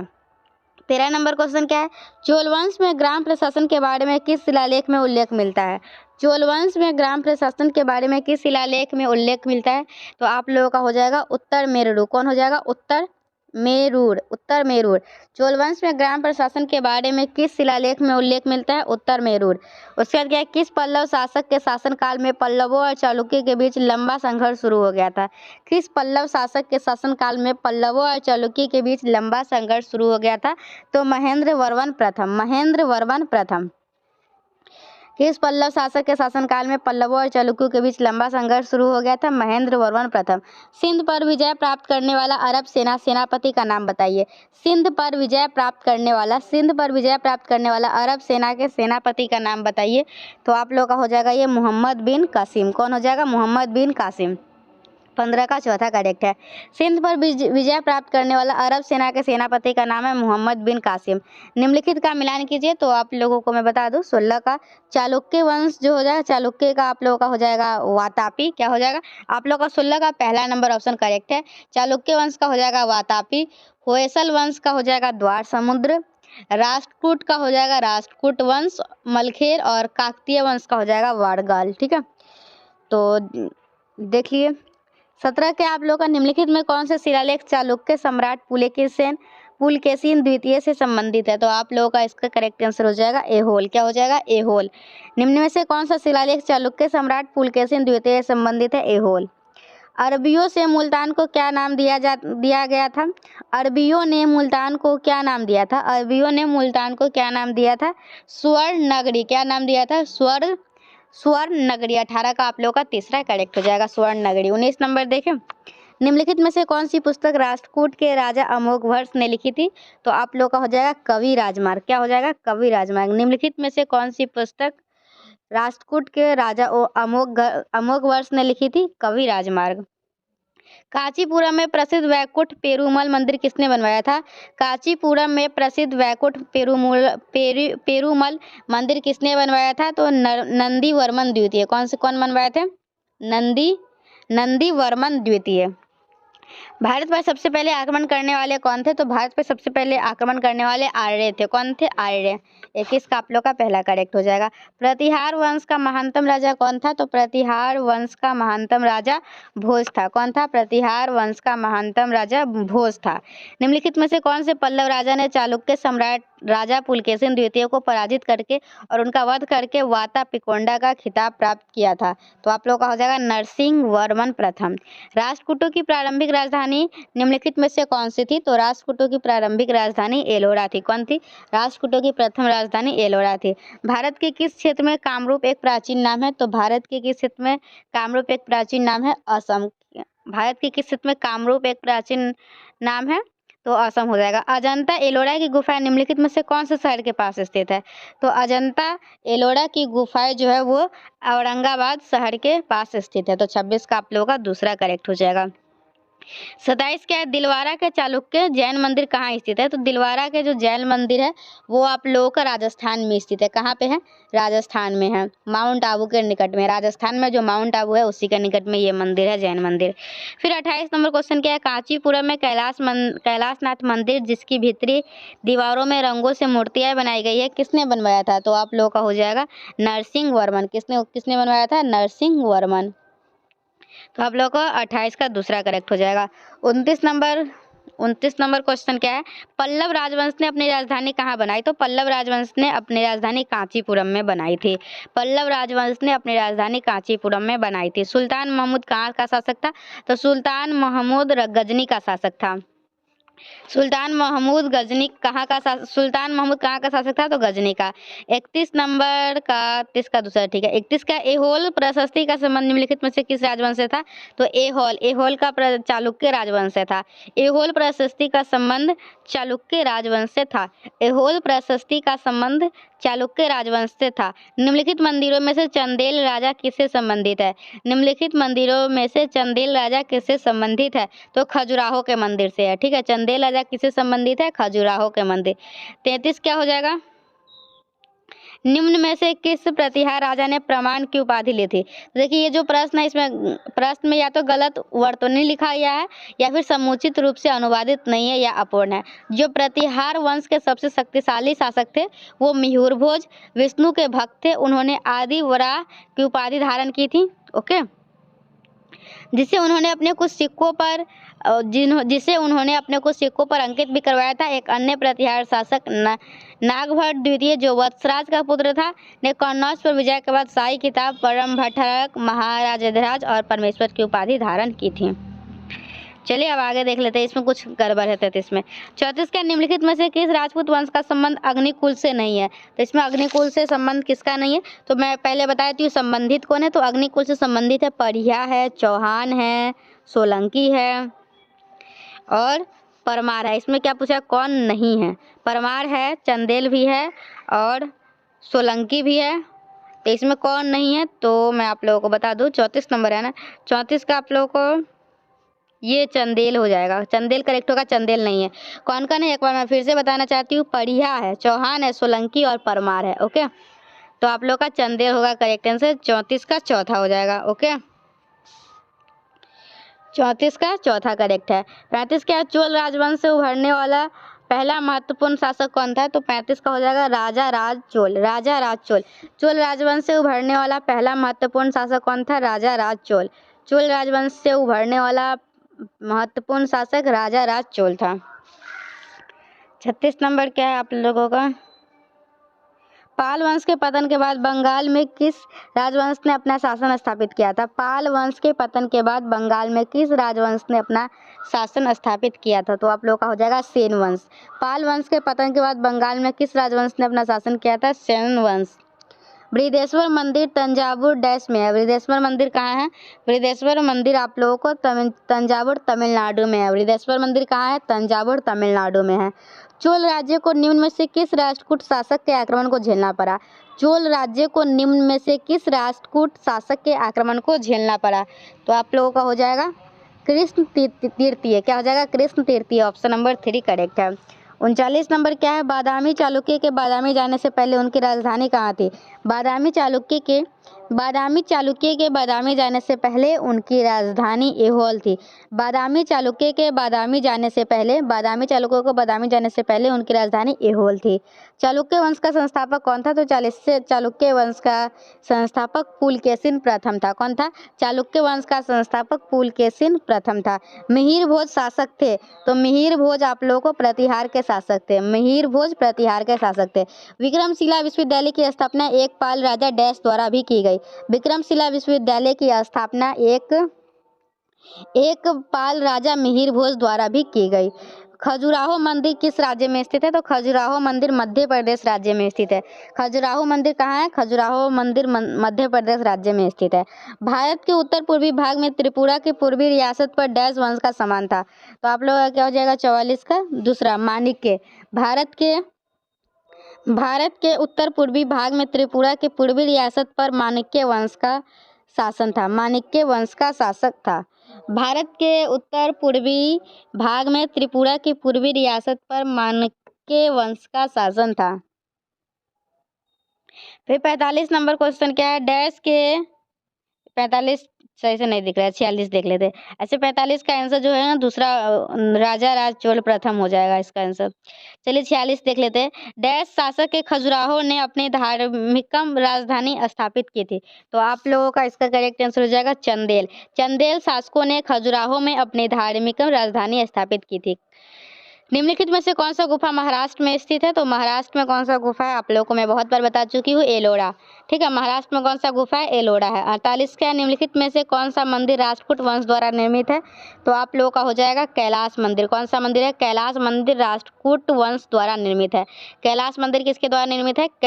राष्ट्रकूट वंश के द्वारा। कैलाश मंदिर राष्ट्रकूट वंश। मशहूर लिंगराज मंदिर किस शहर में स्थित है? तो ये भी इंपॉर्टेंट है। लिंगराज मंदिर मतलब आप लोग का 49 नंबर है, इसका हो जाएगा भुवनेश्वर। लिंगराज मंदिर कहाँ स्थित है?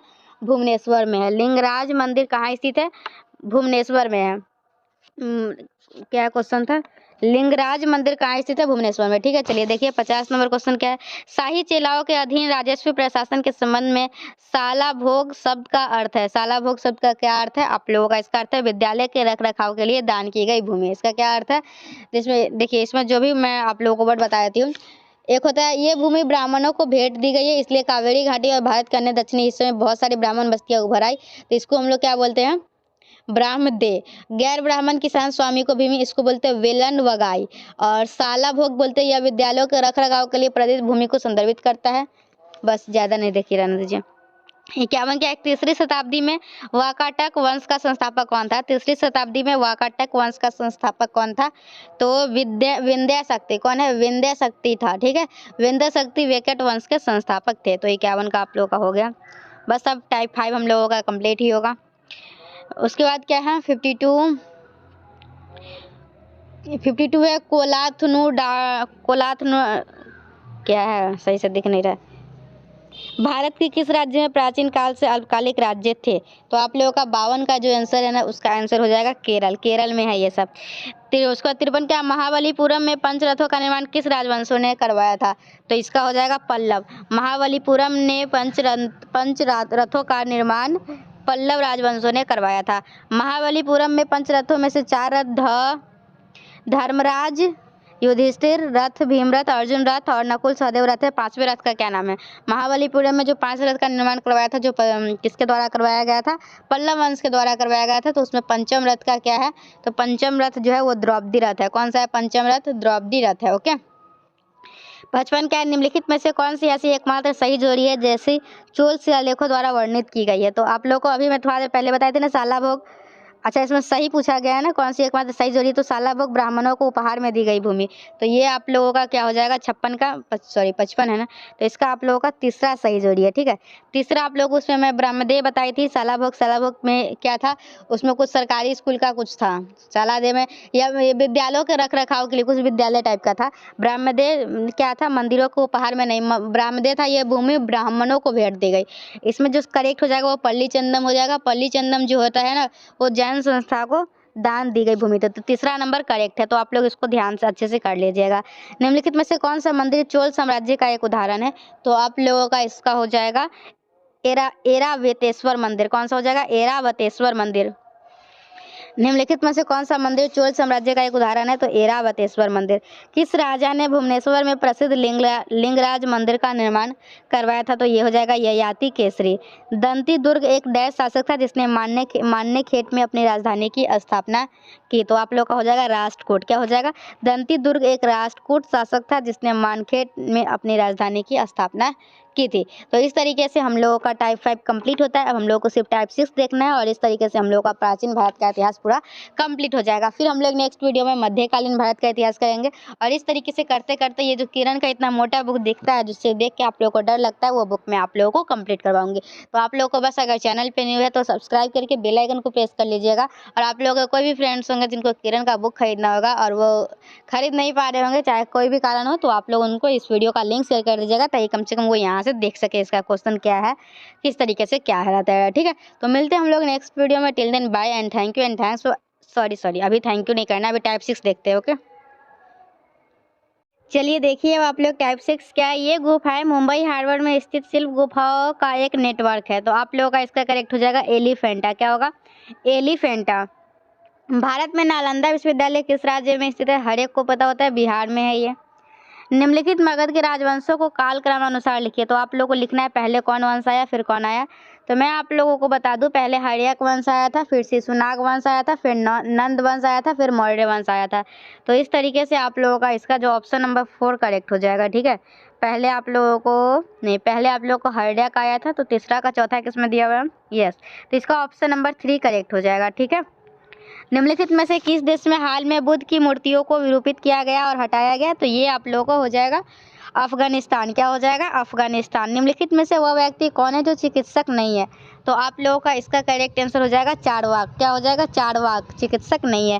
प्राचीन युग है, तो आप लोगों का प्राचीन युग क्या है? बौद्ध युग। प्राचीन युग है तो बौद्ध युग। ऐतिहासिक एलोरा गुफाएं इसके समीप स्थित है। तो आप लोगों का हो जाएगा औरंगाबाद। ऐतिहासिक एलोरा गुफाएं कहाँ पे है? औरंगाबाद में। ऐतिहासिक वो देख लिए। चलिए नेक्स्ट क्वेश्चन देख लेते हैं हम लोग। 7 तक हो चुका है, 8 नंबर देखिए। निम्नलिखित नामों से प्राचीन भारत के चिकित्सीय त्रय की पहचान कीजिए। तो आप लोगों का 8वां नंबर का हो जाएगा चरक, सुश्रुत एंड पतंजलि। क्या हो जाएगा? चरक, सुश्रुत और पतंजलि। निम्नलिखित साहित्यिक कृतियों को उनके लेखकों के साथ मिलान कीजिए। तो आप लोगों का इसका 9 नंबर जो कविराज मार्ग है, इसके लेखक है अमोघ वर्ष। आदि पुराण के लेखक है जीन सेना। गणित सारा सामग्री का लेखक है महावीर आचार्य। और अमोद वृत्ति के कौन से है? शाक्टायन। तो आप लोगों का इसका जो 9 नंबर है, इसका ऑप्शन नंबर 3 करेक्ट हो जाएगा। ठीक है, जो तीसरा नंबर है ना, पहला का तीसरा कविराज मार्ग का अमोघ वर्ष है। आदि पुराण का क्या है? आदि पुराण का जीन सेना है, तो मिला लीजिएगा आप लोग। 10वां नंबर में भी आप लोगों को मिलाना ही है। तो इसका पल्लव वंश के संस्थापक है सिंह विष्णु। कौन है? पल्लव वंश के संस्थापक है सिंह विष्णु। चालुक्य वंश के है पुलकेशिन प्रथम। राष्ट्रकूट के है दंती दुर्ग। होयसल का है विष्णुवर्धन। तो आप लोग को इस तरीके से 10वां का दूसरा करेक्ट हो जाएगा। 11 नंबर क्या है? श्री पेरुदम्बर किसका जन्मस्थल है? तो श्री पेरुमदूर आप लोगों के रामानुज आचार्य का जन्म स्थल है। निम्नलिखित में से कहाँ स्तूप नहीं है? तो आप लोगों का रांची में स्तूप नहीं है। झारखंड की राजधानी में कोई भी बौद्ध स्तूप नहीं है। ठीक है, नेक्स्ट देखें 13 नंबर। चीनी यात्रियों ने सर्वप्रथम भारत की यात्रा क्यों की? तो आप लोगों का हो जाएगा उन्होंने बौद्ध धर्म में रुचि थी। ठीक है, उन्हें बौद्ध धर्म में रुचि थी, इसलिए चीनी यात्रियों ने सर्वप्रथम भारत की यात्रा की। 14 का क्या है? प्राचीन भारत में प्राचीनतम बौद्ध विश्वविद्यालय का नाम बताइए। तो आप लोगों का हो जाएगा तक्षशिला। वराहमिहिर का पंच सिद्धांतम इसमें संबंधित है। तो आप लोग का होगा खगोल विज्ञान। क्या हो जाएगा? खगोल विज्ञान। हस्तलिपियों के मूल संस्थापक और कौटिल्य के अर्थशास्त्र के संपादक कौन थे? तो हस्तलिपियों के मूल संस्थापक और कौटिल्य के अर्थशास्त्र के संस्थापक थे आर्य समाजशास्त्री। कौन थे? आर्य समाजशास्त्री। 17 क्या है? भारत सरकार ने निम्नलिखित में से किस शासक से अपना प्रतीक लेकर अपनाया? तो आप लोगों का हो जाएगा अशोक। भारत सरकार ने निम्नलिखित में से किस शासक ने अपना प्रतीक लेकर अपनाया? तो अशोक। पंचतंत्र की कथाओं का संकलन किसने किया? तो पंचतंत्र की कथाओं का संकलन विष्णु शर्मा ने किया। तक्षशिला विश्वविद्यालय वर्तमान में किस राज्य में स्थित है? तो आप लोगों का इसका करेक्ट आंसर हो जाएगा पाकिस्तान। क्या हो जाएगा? पाकिस्तान। तक्षशिला विश्वविद्यालय वर्तमान में किस राज्य में स्थित है? तो पाकिस्तान में है।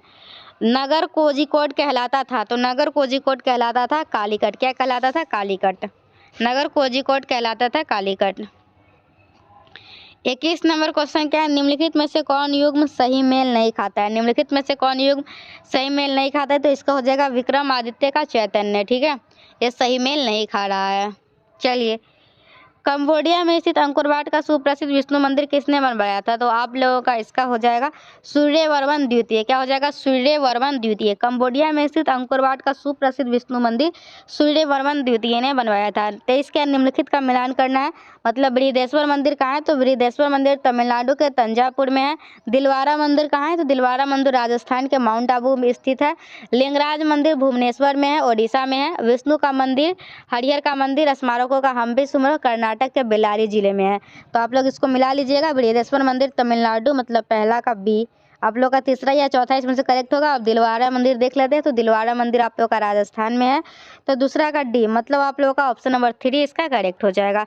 24 का निम्नलिखित में से कौन सा युग्म गलत है? तो आप लोगों का फहियान मलेशिया नहीं, फहियान एक चीनी यात्री था। ठीक है, फहियान एक चीनी यात्री था जिसने गुप्त शासक चंद्रगुप्त द्वितीय के शासनकाल के दौरान भारत की यात्रा की थी। तो आप लोगों का 24 का दूसरा हो जाएगा। योग दर्शन के प्रतिपादक कौन थे? तो योग दर्शन के प्रतिपादक पतंजलि थे। कौन थे? योग दर्शन के प्रतिपादक पतंजलि थे। नचिकेता और यम के बीच सुप्रसिद्ध संवाद किस उपनिषद में उल्लेखित है? तो आप लोग का कठोपनिषद में। तो हम लोग का देखिए 27 नंबर क्वेश्चन क्या है? कटु सत्यता को दर्शाने वाला सामाजिक नाटक मृच्छकटिकम मिट्टी की छोटी गाड़ी किसने लिखा था? तो आप लोग का हो जाएगा मृच्छकटिकम के लेखक कौन है? शूद्रक। कौन है? शूद्रक हो जाएगा। निम्नलिखित में से कौन सा प्राचीन भारत में राजाओं द्वारा अपना पद स्थापित करने के लिए किया जाने वाला एक प्रकार का बलिदान नहीं था? तो आप लोगों का हो जाएगा मूवेंदे वेलन। क्या हो जाएगा? मूवेंदे वेलन। किस राज्य में फोडोंग मौध मठ स्थित है? तो आप लोगों का इसका क्या हो जाएगा? सिक्किम। क्या हो जाएगा? किस राज्य में फोडोंग मौध मठ स्थित है? तो सिक्किम। उस भारतीय राज्य की पहचान करें जिसे महाकाव्य काल में प्रागज्योतिष के रूप में जाना जाता है। तो आप लोगों का क्या होगा? असम। क्या हो जाएगा? असम। तो इस तरीके से हम लोग पूरा प्राचीन भारत का इतिहास का किरण से ऑब्जेक्टिव को देख चुके हैं। आई होप आप लोगों को मजा आया होगा। अगर मजा आया तो कमेंट सेक्शन में बताइए, नहीं भी मजा आया तो कमेंट में बता दीजिए कि हाँ आपको मजा नहीं आया। मिलेंगे हम लोग नेक्स्ट वीडियो में। Till then bye and thank you. अब हम लोग नेक्स्ट वीडियो में मध्यकालीन भारत का इतिहास करेंगे। तब तक आप लोग इसी को प्राचीन भारत के इतिहास को, अगर आप लोग एक बार वीडियो को देख लिए तो दोबारा आप लोग इसी को अभी तुरंत वीडियो खत्म होने के थोड़ी देर के बाद ही 2x के स्पीड में चला के देख लीजिएगा, ताकि आप लोग को जल्दी जल्दी रिवीजन हो जाए। और फिर एक बार दिमाग में चला गया तो फिर दिमाग में ही रहेगा, भागेगा नहीं वहाँ से। मिलेंगे नेक्स्ट वीडियो में। Till then bye and thank you. अपने फ्रेंड्स के पास जरूर शेयर कीजिएगा video. Okay, thank you, bye.